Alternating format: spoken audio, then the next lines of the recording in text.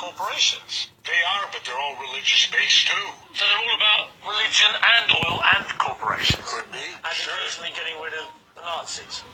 Yeah. So my point is, well, the Nazis The Nazis was religious too. Look what they did to the Jews. So that brought religion in.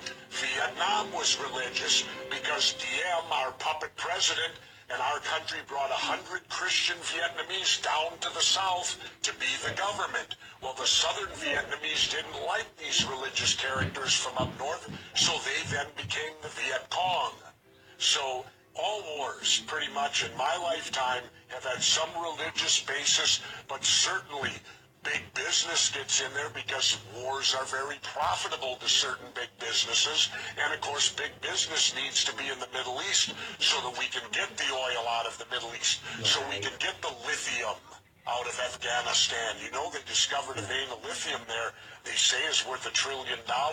Well, what is lithium used for? Every cell phone, computer, and soon-to-be electric cars. Let's talk about why we're really there. We're not there. How does any of these wars affect our freedom in any way? The United States is not in any threat. They're not going to do a Normandy invasion on us, Al-Qaeda in Virginia. But hang on, you're being slightly naive, aren't you? Because I'm not being naive, sir. I think you are being naive. No. Because I think that it's clear one of the main reasons that America went into Afghanistan was to try and get Al-Qaeda dismantled, the organization which committed the 9/11 atrocities. Really? But you don't think so? Well, how come Al-Qaeda put the heroin business out? They took all the poppy growers and stopped the production of heroin. What would you do? Wait, now how much of that illegal heroin was propping up the international banks with laundered money, and when it dried up, the first recession happened? Well, now that we're back in there, we aligned with the poppy growers, and the heroin business is back up full swing again. I thought we fight a war on drugs here. All right, Jesse, Seems we're not so quickly like they did Lee Harvey Oswald.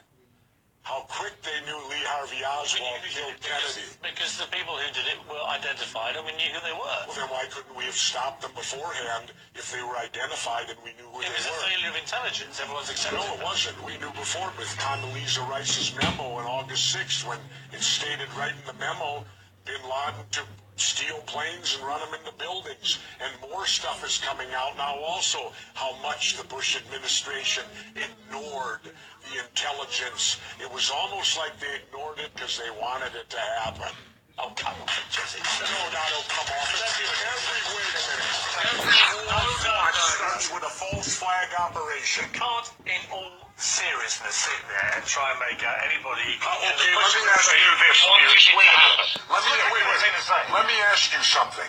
How much studying have you actually done of 9/11 other than what the government's told you and what mainstream media has told you? I've been studying it 4 years. Of a national newspaper. I've taught you wait a minute, every day for 5-6 months. Really? So I know a lot about it. Well, then how do you know is, let me ask you this you then. cannot say that any member of the Bush administration knew it was going to happen or wanted it to happen. It's a ridiculous thing to say. Ridiculous. Okay, let's talk about your BBC. I have a tape of a BBC reporter broadcasting directly back to England talking about a third building has collapsed. World Trade Center Building 7 talks for 7 minutes.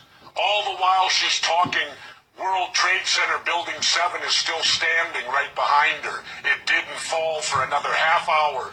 Yet, they were doing a pre-broadcast back to England that, yes, it's true, that this building fell and it hadn't fallen yet. You're trying to make out the British Broadcasting Company, one of the most respected news organisations in the world, was inventing huge buildings falling over. You need to have a break, Jesse. We'll come back after the break, and we'll talk about Israel and Iran. Are you kidding me? This is a fact, my friend. You have about 9/11 or so. Let's move on to... and the government only has a theory. Right, well, the government has... No, this is a theory. Their theory is 19 Islamic radical, multi-billion-dollar air defense system, all while conspiring with a bearded guy in a cave in Afghanistan. That is exactly what That's their theory. And you make some crackpot points. That's your opinion? Yes. How many people here think I make crackpot points? Yeah. 1. How many think I make sensible points?